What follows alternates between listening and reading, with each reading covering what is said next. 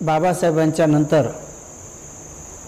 खऱ्या अर्थाने भारत देशामध्येच नव्हे तर संपूर्ण विश्वामध्ये तथागताच्या धम्माचा परिशुद्ध रूपाने ज्यांनी प्रचार प्रसार विपස්සनेच्या माध्यमातून केला आणि प्रचार प्रसार करून ज्यांनी प्रयाणस्थ झाले, महाप्रयाण ज्यांनी प्राप्त केला असे पूज्य विपස්සनाचार्य गोयंका गुरुजी यांच्या पुण्यस्मरणार्थ आज त्यांच्याप्रती कृतज्ञता व्यक्त करण्यासाठी म्हणून आपण 1 घंटा सामूहिक ध्यान करून त्यांना खऱ्या अर्थाने श्रद्धांजली आदरांजली अर्पण करत आहोत। कारण गोयंका गुरुजींना अनेक वेळेस पाहण्याचा, भेटण्याचा आणि कमीत कमी 3-4 वेळेस त्यांच्यासोबत चर्चा करण्याचा मला पुण्य लाभ झाला, पुण्ययोग आला। त्या अनुषंगाने गुरुजी नेहमी सांगायचे की एखाद्या व्यक्तीचा आदर जर आपल्याला करायचा असेल तर तो आदर आपण कसा केला पाहिजे, तर ते दोह्याच्या माध्यमातून पण सांगायचे की पुष्पदीप नैवेद्यसे वंदन छिचला होय, पुष्पदीप नैवेद्यसे वंदन छिचला होय, दानशील समाधी सच्चा वंदन होय। शील समाधी प्रज्ञा ही सच्चा वंदन होय। जर तुम्हाला कोणा एखाद्या सद्गुणी महापुरुषांचं वंदन करायचं असेल तर दान देऊन तुम्ही त्यांना वंदन करू शकता, शीलाचं आचरण करून तुम्ही त्यांना वंदन करू शकता, किंवा समाधीचा अभ्यास करून ध्यान करून तुम्ही त्यांना वंदन करू शकता। गुरुजीचा हा दोहा किती तंतोतंत भगवान बुद्धाच्या महापरिनिर्वाणाच्या प्रसंगाला लागू पडतो। भगवान बुद्धाच्या जीवनातला एक प्रसंग, भगवान तथागत सम्यक संबुद्ध महापरिनिर्वाणाला प्राप्त होणार आहेत। आनंदाला म्हणतात की आनंद या वैशालीचं अखेरचं तथागताचं दर्शन असेल, म्हणून करुणेनं तथागताने पुढे जाऊन वैशाली नगरीला पाहून घेतलं, करुणेनं पाहून घेतलं। ते चैत्य त्या ठिकाणी भगवंत उपदेश करत होते, सगळे ठिकाणी भगवंतांनी पाहून वैशालीपासून भगवान इकडे कुशीनगरकडे निघाले। वाटेमध्ये वैशालीचे जे लोक होते ते भगवंताच्या माग माग माग माग माग माग जात आहेत, तर त्यांना भगवंताचं स्मरण राहावं म्हणून भगवंत त्यांना एक आपल्या जवळचं भिक्षापात्र भेट देतात। रिच्छेवी लोक लय श्रद्धाळू असतात, त्या भिक्षापात्रावर भव्य दिव्य असं स्तूप बांधतात। कालांतरानंतर उत्खननामध्ये ते भिक्षापात्र मिळालं, नंतर ते इंग्लंडच्या महाराणीने तिकडे घेऊन गेले आणि मग जगामध्ये अनेक ठिकाणी आता सध्या पण आहे, वर्तमानात पण आहे। होऊ शकतं आपलं पुण्य उदयास आल्यास पुन्हा भारतात येऊ शकतं, आपल्यालाही त्याचं दर्शन घेतल्या जाऊ शकतं। ती श्रद्धेचा विषय आहे। पण जेव्हा भगवान आनंदाला घेऊन गेलेत, घोषणा केली आहे, एका पौर्णिमेलाच घोषणा केलेली आहे की आनंद आजपासून 3 महिन्यानंतर तुझे तथागत, तुझे शास्ता, तुमचे भगवान महापरिनिर्वाणाला प्राप्त होतील। आणि खरंच भगवान जेव्हा कुशीनगरला ठरलेल्या दिवशी वैशाख पौर्णिमेच्या दिवशीच जेव्हा महापरिनिर्वाण शय्येमध्ये पोहोचलेले आहेत, महापरिनिर्वाण शय्येमध्ये आहेत, तेव्हा 2 शालवृक्षाच्या मध्ये असताना ही खबर गावोगाव, नगरानगरात, शहरात जिकडे तिकडे पसरलेली आहे, राजांपर्यंत पोहोचलेली आहे। तर अगोदरच मोजता येणार नाही एवढ्या लाखो करोडो लोकांचा जमाव कुशीनगरला येऊन थांबलेला आहे। कुशीनगरला भगवंताच्या महापरिनिर्वाणाच्या त्या शय्येवर असतानाच अजून शरीर सोडलं नाही, अनेक भिक्षू भिक्षुनी उपासक उपासिका, राजे महाराजे, गणाचार्य सारे ते येऊन ते थांबलेले आहेत. ज्यांना ज्यांना माहीत होत आहे ते रस्त्याने येत आहेत अजून. अशामध्ये एका नगरामध्ये राहणारे, नगराच्या आश्रयाने जंगलात राहणारे काही भिक्षू आपल्या शास्ता लवकरच शरीर सोडणार आहेत ही खबर मिळता क्षणी सगळे कामं सोडून तिकडे निघाले. भरपूर भिक्षू निघाले. रस्त्यात जाता जाता जाता एक भिक्षू त्यांच्यासोबत न जाता रस्त्यातून अर्ध्या रस्त्यातून असतो एका झाडाखाली जाऊन बसतो. बाकी सगळे भिक्षू त्याच्याकडे पाहतात, तेही थांबतात आणि त्याला जाऊन विचारतात की तू का थांबला. कारण तथागताला तर पुन्हा बघता येणार नाही, त्या महापुरुषाचं पुन्हा दर्शन करता येणार नाही, म्हणून चल म्हणे, तू बसू नको, चल म्हणे. पण तो भिक्षू काही एक बोलत नाही, तो मांडी घालून बसला, ध्यान करत बसला. ते भिक्षू त्याला खूप विनंती करतात, अरे त्या तथागतामुळेच आपल्याला हे चिवर प्राप्त झालेलं आहे. हा मान सन्मान आदर सत्कार वैभव सगळं ही तथागताची देण आहे.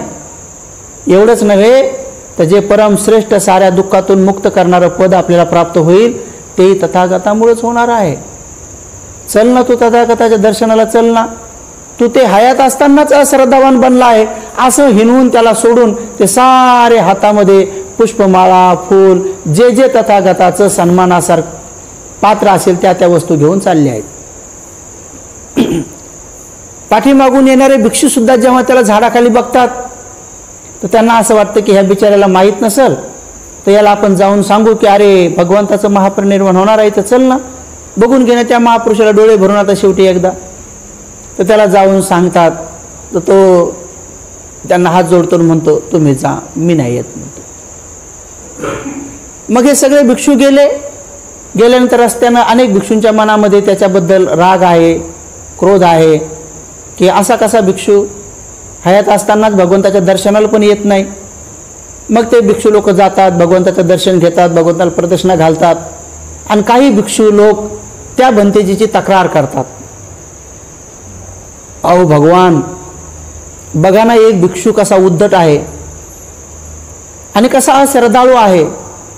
आम्ही सगळ्यांनी त्याला सांगितलं की तथागताचं दर्शनासाठी चल, ते महापुरुष पुन्हा तुला पाहायला भेटणार नाहीत, पण त्याने तुमच्याकडे येणं नाकारलं, तुमचं वंदन घेणं सुद्धा नाकारलं. तो तिथंच त्या झाडाखाली बसलेला आहे. आम्ही त्याला खूप विनंती केली पण तो तुमच्या वंदनासाठी आला नाही आहे. भगवंतांनी आपल्या बोधिचित्ताने पाहिलं, त्याच्या चित्तामध्ये पाहिलं आणि भगवंताने स्मित हास्य केलं. अगोदर भगवंताच्या संपूर्ण शरीरामधून 6 रंगाच्या रश्मी बाहेर पडल्या होत्या.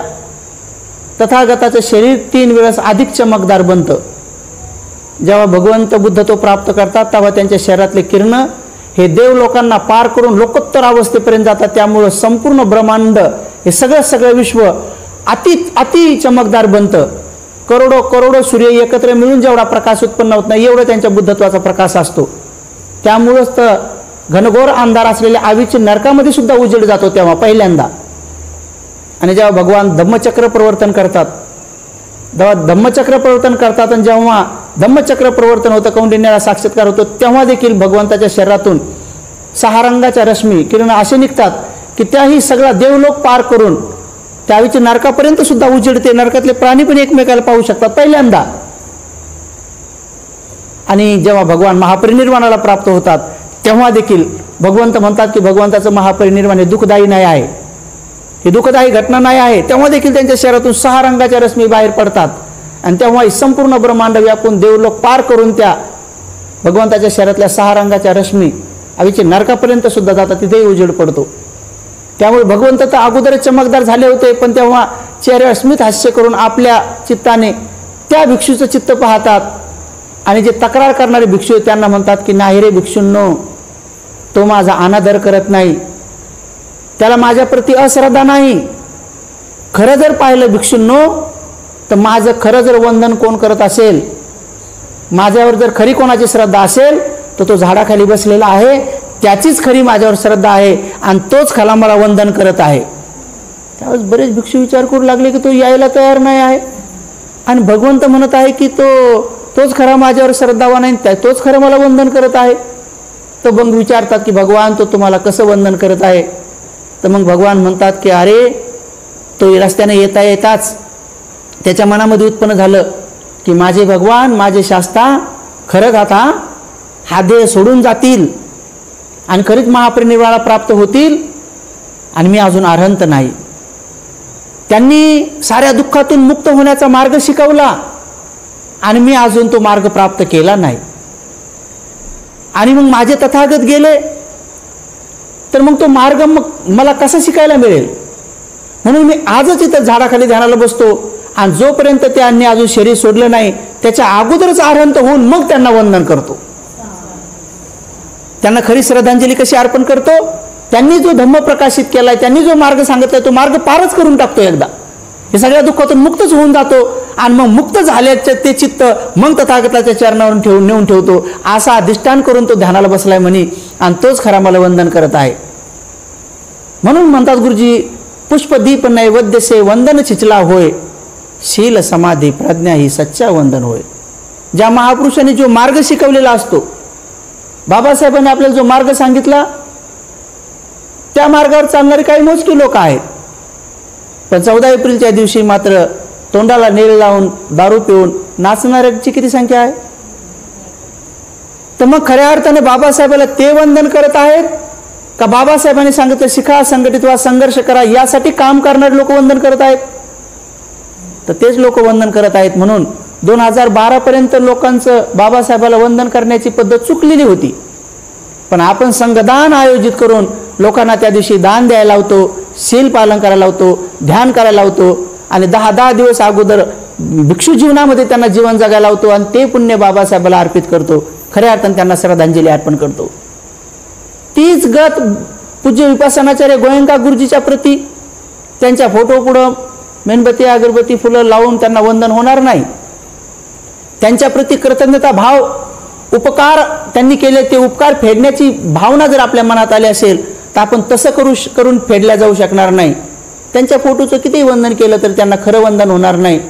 उपासक उपासिकांना जर त्यांना वंदन करायचं असेल, कोण्या भिक्षूंना सुद्धा त्यांच्या प्रती जर कृतज्ञता भाव मनात ठेवायचा असेल, त्यांच्यापासून विपश्यना प्राप्त झाल्यामुळं, तर ते असंच करू शकतात. सामूहिक ध्यान साधना करून ते मंगल मैत्री देऊ शकतात. विश्वामध्ये अशा प्रकारचे मैत्री तरंग ठेवून खऱ्या अर्थानं गुरुजीला ते अभिवादन करू शकतात किंवा कृतज्ञता भाव व्यक्त करू शकतात. म्हणूनच आपण आज या ठिकाणी सामूहिक ध्यान साधनाचं आयोजन केलं. थोडं उशिरा आपल्याला कळलं, अनेक लोकांना ही संधी प्राप्त झाली असती. मी खूप कामामध्ये बिझी असल्या कारणाने आणि जसंही मला स्मरण झालं की अरे गुरुजीचं तर आज हे आहे, तर तात्काळ म्हटलं आपण एखादा मेसेज टाका. जे पुण्यशाली लोक आहेत ते तुरंत येतील, बाकीच्यांना वेळ भेटला नाही ते आपल्या आपल्या घरी का होत नाही ध्यान करून गुरुजीला आदरांजली श्रद्धांजली अर्पण करतील. उपासक आणि उपासिकांनो, गोयंका गुरुजीचा जन्म भारत आणि ब्रह्मदेश या दोन्ही देशात झाला असं त्यांच्या मुखातून मी स्वतः ऐकलेलं आहे. जेव्हा इगतपुरीला जे म्यानमार गेट आहे, त्या गेटच्या उद्घाटनाच्या प्रसंगी गुरुजी तिथं म्हणाले की मैं ऐसा पुण्यवान हूँ, मैं अकेला ऐसा पुण्यवान हूँ कि मेरी दो माँ है. मैं अकेला ऐसा पुण्यवान हूँ कि मेरी दो माँ है. ब्रह्मदेश म्यानमार भी मेरी माँ है और भारत भी मेरी माँ है. तो सगळे लोक विचार करू लागले. तो गुरुजी म्हणते ये इसलिए मैंने कहा कि भारत भी मेरी माँ भूमि है और ब्रह्मदेश भी मेरी माँ भूमि है, क्योंकि जिस दिन मेरा जन्म हुआ उस दिन ब्रह्मदेश भारत का ही अंग हुआ करता था, भारत का ही अंग था. इसलिए जिस समय मेरा जन्म हुआ तो ब्रह्मदेश भारत का अंग था, तो मेरा जन्म भारत में हुआ और फिर वो विभक्त हुआ तो मैं ब्रह्मदेश का भी हुआ, तो दो माँ का मैं पुत्र हूं. आणि पुढे विचार केला तर खरंच पुन्हा त्यांना प्रत्यक्ष दोन आईचंही प्रेम लाभलं. पूज्य विपස්සनाचार्य गोयंका गुरुजी, त्यांचे वडील त्यांच्या वडिलापेक्षा एक मोठे भाऊ होते. त्यांच्या वडिला म्हणजे त्यांच्या मोठ्या काकांना लेकरू बाळ नव्हतं. सामूहिक कुटुंब पद्धती होती. त्यामुळे त्यांची मोठी जी आई आहे, मोठी चुलती आहे, ती गोयंका गुरुजीला खूप जीव लावायची. काही दिवसांना असं ठरलं की मोठ्या काकाला मूलबाळ होत नाही तर गोयंका गुरुजीला गोद द्यायचं ठरलं. ते एक दिवस गुरुजी लहान होते तर गोयंका गुरुजीला विचारलं कि बेटा तुझे बड़ी माँ के गोद में मुझे देंगे तो बड़ी माँ मुझे लेकर कहीं अलग जगह पर जाएगी तो ये माँ छूट जाएगी. तो ते रोने लागले. बोले क्यों रो रहा है? तो बोलता है मुझे बड़ी माँ भी प्यारी है, मुझे ये छोटी माँ भी प्यारी है, मुझे दोनों माँ भी चाहिए. तर घरचे लोक समजून सांगतात की बेटा गोदमध्ये द्यायचं म्हणजे हे कुठं जाणार नाहीत, आपण इथंच राहणार आहोत. फक्त एक विधी आहे, आजपासून गोदमध्ये दिल्यानंतर तू बड़ी माँ का पुत्र. म्हणे मग कल से मैं इस माँ को माँ नहीं कहूँ क्या? नहीं, इसको भी तू माँ कह सकता है बोले. लहानपणी गुरुजी मग त्या आईला सुद्धा, मग गुरुजी खुश झाले.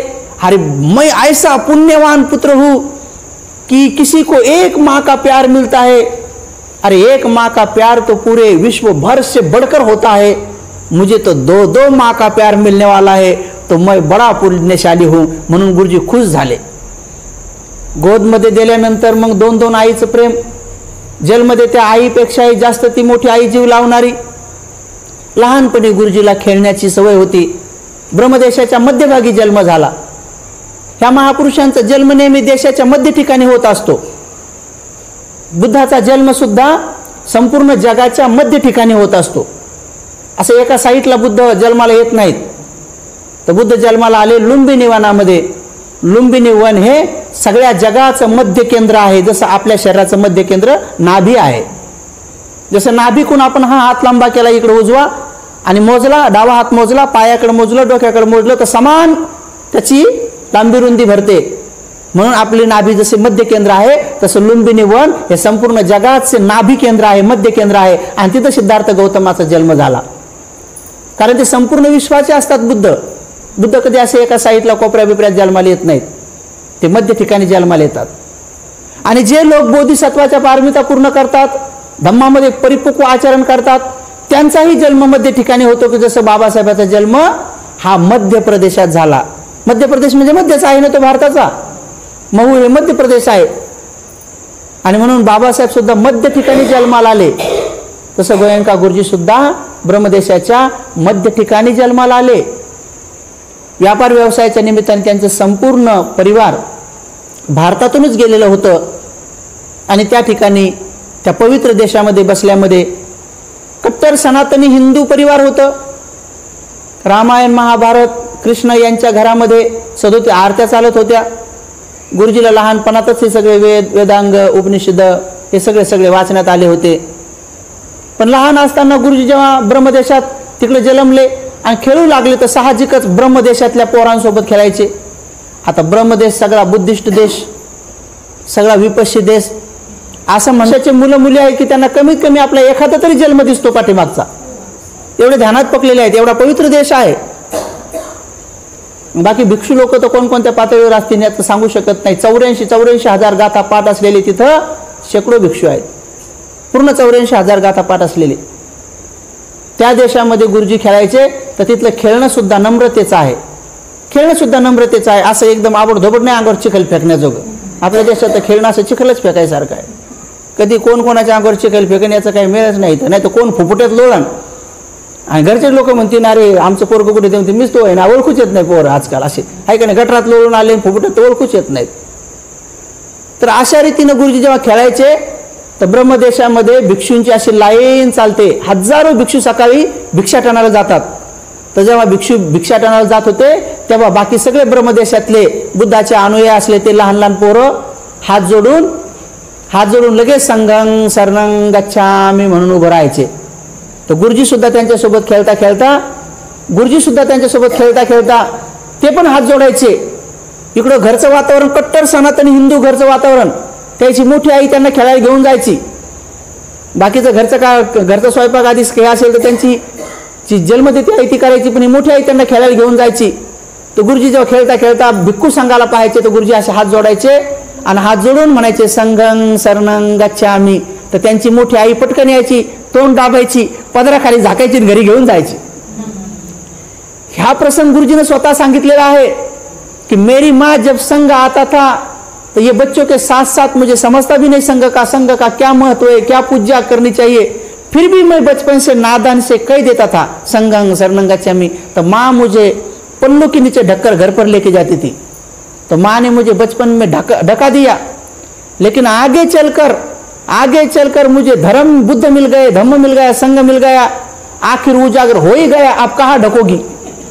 आता क्या म्हणतो माँ को, आखिर मैं बुद्ध का शिष्य हो ही गया, धर्म के मार्ग पर चल ही गया, संघ का अनुयायी बन ही गया, आप मुझे कहाँ ढकोगी रे। और वो भी बन गई, बोले वो भी विपस्सी बन गई, वो भी बुद्ध की शिष्य बन गई।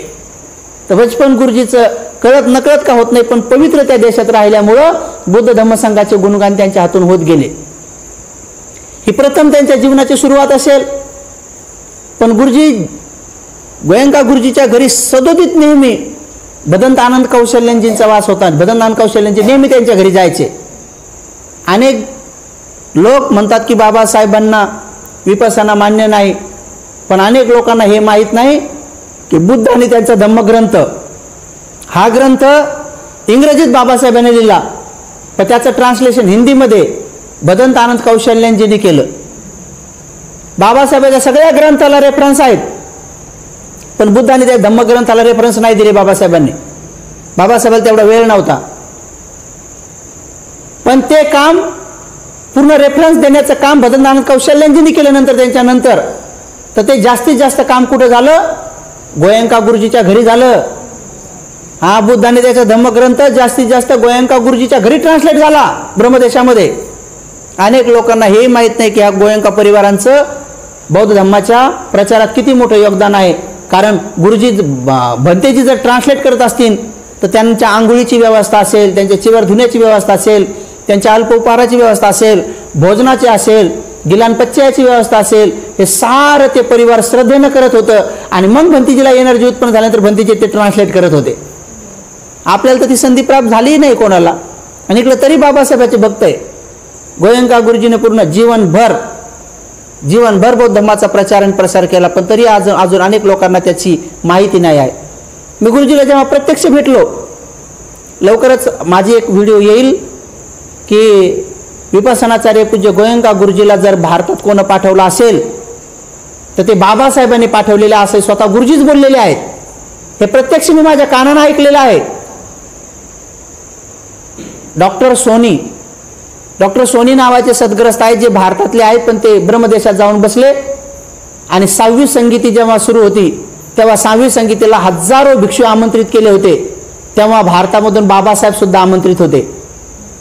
भारतामधून बुद्ध अक्किता नावाचे भंतेजी बंगलोरवाले ते पण आमंत्रित होते, पण ते भिक्षू होते।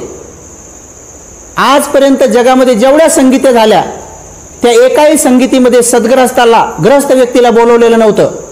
पहिल्या संगतीला स्वतः राजा होता, अजातशत्रू राजा होता स्वतः, पण तरी राजाला संगीतीमध्ये बोलण्याचा अधिकार नव्हता। दुसऱ्या संगीतीला सुद्धा राजा होता स्वतः, पण तरी राजाला काला अशोक, तरी त्यांना बोलण्याचा अधिकार नव्हता।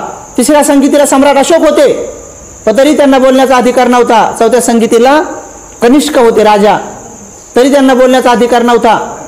पाचव्यामध्ये सुद्धा म्यानमारचे राष्ट्रपती होते, पण तरी त्यांना बोलण्याचा अधिकार नव्हता। आणि 6व्या संगीतीला असं काय घडलं की जगाला बाबासाहेबाला आमंत्रित करावं लागलं, ते ग्रस्त असून सुद्धा बाबासाहेबाला बोलावं लागलं। तर इथंच आपण पाहिलं पाहिजे की भविष्यवाणी पूर्ण होणार होती। कारण गोयंका गुरुजीने सांगितलं हे की त्रिपिटकामध्ये असं वर्णन आहे की 2500 वर्षपर्यंत बौद्ध धम्म या भारतात टिकून राहणार नाही, पण म्यानमारमध्ये सुवर्णभूमीमध्ये 2500 वर्ष टिकून राहील। आणि बरोबर 2500 वर्ष पूर्ण झाले की 2500 वर्षांनी पुन्हा भारतात जाईल। आणि खरंच 1954 आणि 55 वर्ष हे गौतम बुद्धाच्या शासनाचं 2500 वर्षाचं शेवटचं वर्ष आहे। 1954-55ला बरोबर 2500 वर्ष पूर्ण झाले। आणि बघा कसा संयोग जुटून आला। 6व्या संगीतीचं काम सुरू झालं, 2-3 वर्ष चाललं, ते 54 पासून तर 56 पर्यंत चाललं। आणि बाबासाहेबाला बरोबर तिथं आमंत्रित करतात आणि बाबासाहेब सुंदर पद्धतीने स्पीच देऊन त्या 6व्या संगीतीत सन्मानपूर्वक बाबासाहेबांना जेव्हा बोलावतात तेव्हा बाबासाहेबाला डॉक्टर सोनीच्या घरी ठेवतात मांडले शहरामध्ये। डॉक्टर सोनीचं घर 2-4 मजल्याचं आहे, पण बाबासाहेबाला वर चढता येत नव्हतं म्हणून खाली ठेवलं होतं, बाबासाहेबांची व्यवस्था केली होती। आणि तेव्हा तिथं गोयंका गुरुजी बाबासाहेबाला भेटायला गेले होते असं गोयंका गुरुजी सांगतात। तेव्हा तिथं सयाजी उबाकीन गुरुजी पण होते, म्हणून बाबासाहेबांची गोयंका गुरुजीची भेट झाली मांडले शहरामध्ये। 1954-55च्या 6व्या संगीतीच्या टायमामध्ये गोयंका गुरुजी तिथे जाऊन गुडघ्यावर बसले आणि बाबासाहेबांनी आणि सयाजी उबाकीन गुरुजी ह्या दोघांनी गोयंका गुरुजीला आशीर्वाद दिला की हा सत्पुरुष आहे, ह्या गोयंका गुरुजीच्याच पारमिता आहेत की हेच जाऊन भारतामध्ये विपसनाचा प्रचार करू शकतात, अन्य कोणी करू शकत नाही, भिक्षू सुद्धा करू शकत नाही. कारण भिक्षू तसा पारमिवान असेलही तर बाकीच्या जाती धर्माचे लोक त्या भिक्षूकडे येणार नाहीत, कारण हे बौद्ध धर्माचा प्रचार म्हणतील. पण गोयंका असं व्यक्तिमत्व आहे की सगळ्या जाती धर्माचे लोक यांच्याकडे येतील आणि विपස්සना पूर्ण भारतभर पसरण आणि पूर्ण विश्वभर पसरण. म्हणून गुरुजीच ते पुण्यवान आहेत. म्हणून बाबासाहेबांनी त्यांना तिथंच मंगलमैत्री दिली, तिथंच आशीर्वाद दिला. गुरुजीने हे द्वितीय बुद्ध शासन नावाच्या कॅसेटमध्ये क्लिअर केलं पुढे चालून. पण गुरुजीने हे गोष्ट शेवटपर्यंत सांगितली नाही, कारण बाबासाहेबाचं नाव घेतलं तर अनेक लोकांना अडचणी निर्माण होतात. अनेक लोक बिचारे बुद्धाला तरी सहन करतात. लोक बाबासाहेब म्हटले तर नाही बाबासाहेबांना आमचे 33 कोटी देव नाकारलेत, त्याच्यामुळे आम्ही बाबासाहेबाला मानणार नाही, असा वर्ग आहे या देशामध्ये. गुरुजीनं पाहिलं जर का मी तर बाबासाहेबाचं नाव घेईन तर मग अनेक लोक बाबासाहेबाच्या नावामुळेच येणार नाहीत आणि बिचारे शुद्ध विद्यापासून वंचित राहतील. म्हणून गुरुजीने शेवटपर्यंत त्यांचं नाव घेतलं नाही. पण याचा अर्थ असा नाही की लपूनही ठेवलं. योग्य वेळ आल्यानंतर त्यांनी दीक्षा के 50 साल पुरे हुए हे स्पेशल प्रवचन नागपूरला जाऊन दिलं. दीक्षा के 50 साल पुरे हुए हे स्पेशल प्रवचन त्यांनी नागपूरला जाऊन दिलं. आणि जेव्हा द्वितीय बुद्ध शासन नावाची कॅसेट बनवली तिथं प्रवचन दिलं, तिच्यामध्ये क्लिअर केलं की 2500 वर्षानंतर बाबासाहेब तिथं जातात आणि बरोबर 56ला भारतात येतात आणि बुद्धं शरणं गच्छामि, धम्मं शरणं गच्छामि, संघं शरणं गच्छामीची गूंज पहिल्यांदा भारतामध्ये लाखो अनुयायासोबत बुद्ध धम्म संघाची गूंज बाबासाहेब वाजवतात. आणि तो डंका पूर्ण विश्वभर बाबासाहेब तो डंका वाजवतात आणि ती भविष्यवाणी पूर्ण होती. ती भविष्यवाणी पूर्ण करणारे हेच बाबासाहेब आहेत असं गोयंका गुरुजी स्पष्ट म्हणतात. गोयंका गुरुजी जेव्हा शेवटी शरीर सोडण्याच्या अगोदर काही वर्ष अगोदर एक कृतज्ञता सभा घेतात ग्लोबल पेगोड्यामध्ये. त्या सभेला मी हजर होतो. गुरुजीच्या बहुतेक सभेला हजर होतो मी. अनेक लोकांना गुरुजीच्या सभेला घेऊन पण गेलेले आहे. तुम्ही पण काही 1-2 कार्यक्रमाला आले असाल माझ्यासोबत. तर गुरुजीचा जेव्हा कृतज्ञता सभा होती की गुरुजीसोबत ज्या ज्या लोकांनी 84 पासून ध्यान विपස්සना केले, जगातल्या सगळ्याच लोकांना आमंत्रित केलं होतं गुरुजीनं की तुमचे मला आभार मानायचेत की तुम्ही हे बुद्धाची विद्या विश्वभर पसरू लागण्यासाठी मदत केली. म्हणून जुने म्हातारे कोतारे सगळ्या जगातून म्हातारे कोतारे साधक साधिका भिक्खू भिक्षुणी सगळे बोलवले होते तिथं. पण जेव्हा सुरुवात करायची होती सर्वात अगोदर गोयंका गुरुजीने जर आभार मानले असतील तर ते श्रीलंकेचे भंतीजी होते त्याच्या नावापासून सुरुवात केली. त्यांच्या नावापासून सुरुवात केली की सबसे पहले मैं भंतीजी का आभार मानता हूँ क्योंकि वो सबसे पहले शिविर में बैठे थे, इसलिए भी नहीं आभार मानता हूँ कि वो बुद्ध के पुत्र है. अरे बुद्ध के पुत्र है तो पूरी दुनिया उनकी पूजा करती है, मैं भी करता हूँ मैंने, लेकिन उनका आभार तो इसलिए मानता हूँ कि शुद्ध रूप से श्रीलंका में विपස්සना के शिविर उन्होंने लगाए और सेंटर बनाए, इसलिए भंते जी का मैं चरण स्पर्श करता हूँ और त्रिवार अभिवादन करता हूँ म्हणे. सगळ्या सभेत म्हटले. आणि सांगत गेल्यानंतर प्रत्येकाचे आभार मानत मी त्याचा साक्षीदार आहे. मी स्वतः गुरुजीच्या मुखातून ऐकलं. तर गुरुजी मग प्रसंग सांगतात की जब मैं भारत पहली बार आया तो एयरपोर्ट पर मेरे बच्चे मुझे लेने के लिए आए और मुझे प्रस्ताव रखा कि गुरुजी पिताजी घर पर चले. मैं भी चुपचाप उनके साथ गया. क्यों न जाऊं, आखिर उनका पिता हूं. घर पर जाने के बाद उन्होंने मुझे भोजन का प्रस्ताव रखा. मैंने भी खाया. क्यों न खाऊं, आखिर उनका पिता हूं. और उसके बाद उन्होंने तीसरा प्रस्ताव रखा. बोले पिताजी आपने बहुत सारे बिजनेस बहुत अच्छे चल रहे, लेकिन आप गवर्नमेंट को अगर 2 शब्द कहेंगे तो और भी बिजनेस में आमदनी बढ़ेगी और बिजनेस बढ़ जाएंगे, तो आप 2 शब्द कहो. तो गुरुजी मैंने वो प्रस्ताव तुरंत ठुकरा दिया. मैंने कहा कि नहीं, मैं बिजनेस के सिलसिले में नहीं आया हूं, मैं भारत में धर्म यात्रा पर आया हूं. मैं भारत में बाबा साहब का सपना पूरा करने के लिए आया हूं. मैं भारत में आया हूं तो बाबा साहब का सपना पूरा करने के लिए आया हूं, क्योंकि मैंने बाबा साहब की किताब में पढ़ा है कि जब तक ये पूरा भारत देश बुद्ध की शिक्षा में रंग नहीं जाता है तब तक ये हल होने वाला नहीं. इसलिए मैंने पूर्व से लेकर पश्चिम तक, उत्तर से लेकर दक्षिण तक इतनी धर्म यात्रा की ताकि बाबा साहब का सपना पूरा हो. हे गुरुजीचं वाक्य आहे ग्लोबल पेगोड्यामधलं. गच 10,000 लोक भरलेले होते. बाहेरच्या विंग मध्ये 5,000 लोक होते आणि बाहेर 10,000 लोक उभे होते स्क्रीनवर बघत. हे मी प्रत्यक्ष ऐकलेलं आहे. आणि तरीही लोक म्हणतात की गोयंका गुरुजीने बाबासाहेबाचं कार्य केलेलं आहे. शेवटी जाताना सावगुट गेले की भाई बाबासाहेब का सपना पूरा करने के लिए आए हो. तिथं काय म्हणले की भाई राम का सपना पूरा करने के लिए आया हो, कृष्ण का आया हो, या गांधी बाबा का आया हो, या किसी का, स्पष्ट बोलले. गुरुजीवर काय असं दडपण नव्हतं कोणाचं.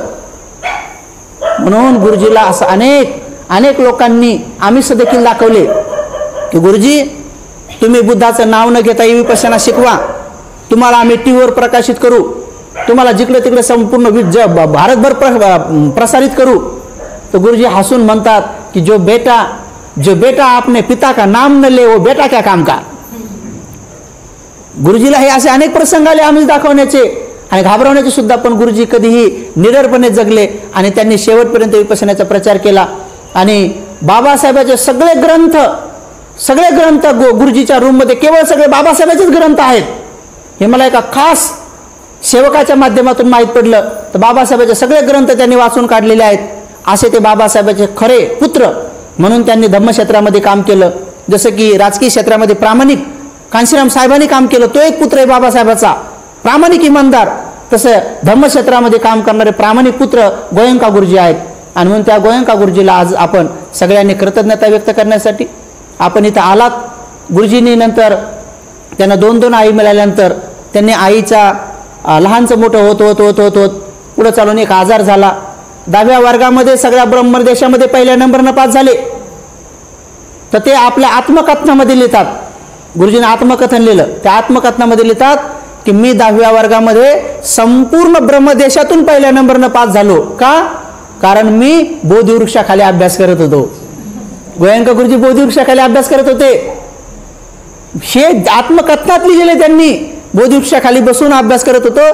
तर विचार करा ना, बोधिवृक्षाखाली बसल्यानंतर बुद्धत्व प्राप्त होते. हे सगळ्या जगातली मोठी परीक्षा जर बुद्ध पास होऊ शकतात तर या साधारण 10वीच्या परीक्षा काय आहेत. आणि म्हणून गोयंका गुरुजी 10व्या वर्गामध्ये पूर्ण ब्रह्मदेशात पहिल्या नंबरनं पास होऊन सुद्धा 11वीला जाऊ शकले नाही. 11वी शिकू शकले नाही. का? कारण व्यापारी एवढे मोठे होते, बिझनेस एवढे मोठे होते की घरच्या लोकांनी व्यापारात टाकून दिलं. गणित चांगलं पक्क होतं म्हणे, इथंच व्यापारामध्येच गणित करत बसा म्हणे की किती माल आला, किती गेला, किती पैसे आले, काय केले, लय बिझनेस होते. आणि गुरुजी म्हणतात मला गव्हर्नमेंटची स्कॉलरशिप पण मिळाली होती, पण तरीही शिकू शकलो नाही. पण पुढे चालून व्यापार व्यवसाय करता करता ह्या देशात त्या देशात असे एवढ्या देशामध्ये त्यांचे व्यापार व्यवसाय वाढले की या जगाच्या पाठीवर असा एक देश नाही की तिथे गोयंका गुरुजीचा बिझनेस नाहीत म्हणून. सगळ्या देशात आहेत. मोठे मोठे प्लॉट आहेत, मोठे मोठे घर आहेत, मोठ्या मोठ्या कंपन्या आहेत आणि सगळे सम्यक आजीविकेचे आहेत. एकही चुकीचे नाही. कुठल्याही दारूच्या किंवा चुकीच्या कुठलेही त्यांचे बिझनेस नाही आहेत. सगळे योग्य बिझनेस आहेत. आणि एवढे मोठे जगातले 20 नंबरचे श्रीमंत, जगातले 20 नंबरचे श्रीमंत वयाच्या 30व्या वर्षी झाले. जेव्हा त्यांचं वय 30 वर्षाचं होतं तेव्हा जगातले 20 नंबरचे श्रीमंत होते. पुढे चालून एक मोठा आजार झाला, मायग्रेन झाला. आणि त्या मायग्रेनमध्ये एवढे बिमार पडले, जगातले सगळे डॉक्टर चेक केले पण कुठे आजार बरा झाला नाही. पण जेव्हा त्यांच्या एका मित्राने सांगितलं की इथे एक शेतकरी विपश्यना शिकवतो, तिथं जा. जेव्हा गुरुजी तिथं गेले तेव्हा त्यांना पहिल्या शिबिरामध्ये लाभ झाला. आणि तिथून पुढं 14 वर्षपर्यंत त्या सयाजी उभा घेऊन गुरुजीच्या पायाखाली तिथं पायाजवळ बसून गुरुजी विपश्यना शिकले. आणि 14 वर्षानंतर त्यांना विपश्यनाचा आचार्य म्हणून घोषित केलं. आणि विपश्यनाचा आचार्य घोषित केल्यानंतर तेव्हा ते भारतात आले. ते म्हणतात तेव्हा माझ्या गुरुजीने मला आदेश दिला की जा अमेरिकेमध्ये सुद्धा शिबिर घेण्यासाठी जा. तेव्हा ते म्हणतात गुरुजी मला तरी इंग्रजी एवढी पक्की येत नाही की जेणेकरून मी धाराप्रवाह समजून सांगेन. थोडीफार तर येते पण धाराप्रवाह कसं समजून सांगा म्हणे, इंग्रजी येत नाही म्हणे. तर सयाजी उभा घेऊन गुरुजी म्हणतात कि तू थोड़ी जा रहा है, धर्म जा रहा है. तू थोड़ी जा रहा है, ऐसा मत सोच कि तू जा रहा है. अरे तू तो खाली प्रतिनिधि है, तेरे साथ धर्म जा रहा है बेटा, जा सब कुछ धर्म करेगा. तो गुरुजी म्हणतात मी ते सयाजी उभा घेऊन गुरुजीची मैत्री घेऊन तो धम्माच्या शब्दाचा विश्वास घेऊन मी खरंच अमेरिकेत गेलो. आणि पहिल्या शिबिरात जेव्हा शिकवणं सुरू केलं तर कसा धाराप्रवाह इंग्रजी सांगितला माझं मलाच कळलं नाही म्हणे, खडाखडी इंग्रजी आली म्हणे. नंतर गुरुजी इतकी सुंदर इंग्रजी समजून सांगू लागले. एवढ्या सुंदर पद्धतीने त्यांनी धम्म शिकवला की जगाच्या पाठीवर जिकडे तिकडे त्यांनी विपश्यना ही पोहोचवली, बुद्धाची वाणी पोहोचवली, बुद्धाची शुद्ध विद्या पोहोचवली. अनंत उपकार आहेत त्या महापुरुषाचे, अनंत उपकार आहेत. आणि अशामध्येच एकदा विदेशामध्ये शिबिरं घेता गोयंका गुरुजी त्या फॉरेनच्या लोकांमध्ये जायचे. तर मुलं आणि मुली, महिला पुरुष सगळे बसायचे. 20 मिनिटापर्यंत सुट्टी असायची. कधी शिडी नव्हती तेव्हा. तर काही विदेशातल्या पोरी गुरुजीकडे यायच्या आणि गुरुजीकडे येऊन प्रश्न विचारायच्या, गुरुजी त्यांची उत्तरं द्यायचे. तर काही काही येऊन म्हणायच्या, गुरुजी काल ध्यानाला बसला असताना मला माझा पुनर्जन्म दिसला. तो गुरुजी म्हणायचे, अच्छा हुआ बेटी, दिखा ना, अच्छी बात है, अभी इस जन्म में काम कर, अच्छा कर, असं म्हणायचे. तो काही काही पोरी येऊन म्हणायच्या की गुरुजी मला माझा पुनर्जन्म दिसला आणि मागच्या जन्मात तुम्ही माझे पती होते. आता असे म्हटले की गुरुजी डचकूनच जायचे. अरे बापरे, तर कठीणच काम झालं. आता विपश्यनेचा प्रचार करू तर कसा करू. आणि सगळ्या फॉरेनच्या पोरी, गोऱ्या गोमट्या पोरी आणि सगळं त्या पोरीचं एकदम मोहळच्या मोहळ गुरुजीच्या बाजूला येऊन बसायचं आणि गुरुजी ध्यानामध्ये पक्के. मग गुरुजीने ही गोष्ट हळूच आपल्या आईला सांगितली. कोणत्या आईला सांगितली? जिच्या गोदमध्ये दिलं होतं गुरुजीला, तिला सांगितली.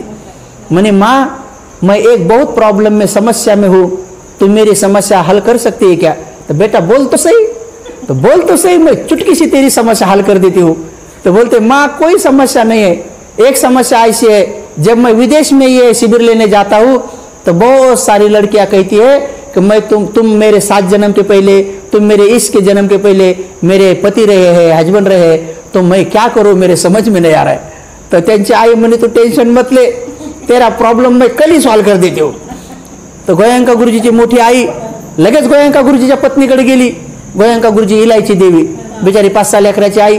तिनं आपले स्वप्न घेतलेले आहेत की माझ्या लेकराला मी डॉक्टर करेन, इंजिनियर करेन, असे स्वप्न करून ती लेकराला शिकवत आहे. आणि ही त्यांची सासू म्हणजे गोयंका गुरुजीची मोठी आई त्या गोयंका गुरुजीच्या पत्नीकडे जाते आणि डायरेक्ट हात पुढं करून म्हणते की बेटी मुझे वचन दे.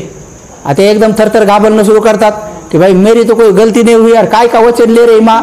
तर ते हळूच विचारतात की माँ क्या गलती हुई है, हाँ मेरे से कुछ अपराध हुआ है तो क्षमा करे ना, क्या वचन ले रहे हो? नहीं नहीं, मैं तुझे एक काम देने वाली हूँ, पहिला मुझे वचन दे.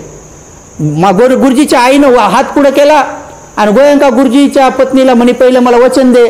ती बिचारी म्हणे, माँ मुझे पहले काम तो बोलो क्या है, पहले बताओ तो सही क्या है, वचन मैं बाद में दूंगी. नहीं, तू पहला मुझे वचन दे और वचन के साथ बोल कि मैं पूरा ये काम निभाऊंगी. तो बिचारीनं हळूच आईच्या हातात हात दिला. मैं वचन देती हूँ, तुम जो काम मुझे बोलोगे मैं आखिरी सांस तक करूंगी, बोलो क्या करना है. तेव्हा हळूच गोयंका गुरुजीची आई म्हणती की बेटी कुछ नहीं करना है, तेरे 6 बच्चे मुझे दे और मेरा एक ही बच्चा संभालो, उसके साथ लग जा, उसके साथ लग जा, वो जहां जहां जाएगा उसके बगल में बैठ, ताकि कोई भी आएगी और बोलेगी मैं तुम्हारी इस जन्म की पत्नी हूं तो मेरा बेटा कहेगा कि हाँ लेकिन इस जन्म की ये है ना, ये है ना, तो उसका प्रॉब्लम सॉल्व हो जाएगा. कोई भी उसके ऊपर कोई लांछन नहीं आएगा और धर्म का काम नेकी से चलेगा. तो तू ये काम कर सकते है और तू भी पुण्यशालिनी बन सकते है. तर त्या दिवसपासून बिचारीने सगळे लेकर आपले त्या मोठ्या आईच्या हवाली करून दिले. गुरुजीच्या बाजूला येऊन जीवनभर मंगलमैत्री देऊ लागली. एवढं तिनं धम्म उपदेश ऐकला, पण कधी तिने आज्ञा तोडली नाही, कधी अशी म्हटली नाही की आता तुम्ही राहू द्या, आज मीच प्रवचन देते. आपल्याकडे थोड्या 4-5 वादनाला जर पाठ झाल्या तर भंतीजीच्या पुढं आहे का नाही, ओ भंतेजी चुकलं हो तुमचं, भंतीजीच्या पुढे लगे एकदा आहे का नाही, थोडे 2 शब्द पाठ झाले, 5-6 ग्रंथ जर का कोण वाचले तर एखादा माणूस असा विचार करतो की भंतीजीला काय येते, मला जास्त येते. आता विचार करा, जगातलं एवढं मोठं तत्वज्ञान ज्यांचं की सगळं पाठ आहे, महाभारत रामायण हे पासून सगळे वेदांग सगळं पाठ आहे, त्या पूज्य गोयंका गुरुजीनं किती प्रवचनं दिली असतील आणि त्या माऊलीनं किती ऐकले, पण कधीच ती माऊली म्हणली नाही की तुम्ही जर थकले बिकले तर थोडंफार मी सांगते, नाही तर आजच्या दिवस राहू द्या, मला बी कधी बोलू द्यायचं जरा, असं कधीच म्हणली नाही. मुक्कीच बसली ध्यान करत करत ती माऊली. आणि जेव्हा गुरुजी मंगलमैत्री द्यायचे तेव्हा बरोबर मंगलमैत्रीमध्ये मिक्स व्हायची. असं त्या सहचारणीनं खूप छान तिनं हे केलं. गोयंका गुरुजीचे माताजीचे पत्र तुम्ही कधी वाचा, गोयंका गुरुजीचे माताजीचे जर तुम्ही पत्र वाचले तर तुम्हाला भरभरून येईल, जसं बाबासाहेबांचे आणि रमाबाईचे पत्र होते त्याचं तुम्हाला नक्की स्मरण होईल. गोयंका गुरुजीला माताजी लिहिताना लिहायचे माझे प्रिय प्राणनाथ, माझे प्रिय प्राणनाथ म्हणून लिहायची आणि मग खाली काय लिहायचं ते लिहायची. आणि गुरुजी सुद्धा लिहिताना तिला बेटी म्हणून आज पुत्री म्हणून लिहायचे आणि मग म्हणायचे की काय घरची समस्या कशी आहे, सगळी व्यवस्थित आहे का, धर्माचेच पत्र लिहायचे एकमेकांना. आणि म्हणून तिने जीवनभर साथ दिली. गुरुजीनं सुद्धा बाबासाहेबांचा हा संकल्प भारत बौद्धमय करण्याचा जो काय अधिष्ठान संकल्प आहे तो घेऊन इथं आले आणि त्यांनी आपल्या पद्धतीनं पूर्ण रूपानं या भारत देशामध्ये घराघरात जातीजातीत धर्मात मंदिरामध्ये मस्जिदीमध्ये गुरुद्वारामध्ये त्याचबरोबर जैनांच्या वेगवेगळ्या धर्मशाळांमध्ये असं एकही क्षेत्र सोडलं नाही की गुरुजीने तिथं शिबिरं चालवले नाही. सगळीकडे शिबिरं चालवले आणि सगळ्या जाती धर्माच्या लोकांना बुद्धाच्या चरणावर घेऊन आले, शुद्ध विद्या शिकवली अनंत उपकार आहे त्या गुरुजीचे, तर आपण आज त्या गुरुजीचे अनंत उपकाराची परतफेड कशी करणार आहे. तर मग ते शिकवतात ना की गुरुवर तेरे ऋण कैसे फेडू म्हणतात. तर दियो धर्म का दान सांगतात ना पुढं की धम्माचं दान द्या, हे तिच्यातून मग आपण मुक्त होऊ. तर आपलंसुद्धा कर्तव्य आहे की आपण सकाळ संध्याकाळ थोडं का होत नाही ध्यान करा, मंगलमैत्री करा आणि गुरुजींच्या ऋणातून मुक्त होण्यासाठी, त्यांची कृतज्ञता व्यक्त करण्यासाठी आपण या धम्माचं आचरण करा. म्हणून आजच्या क्षणी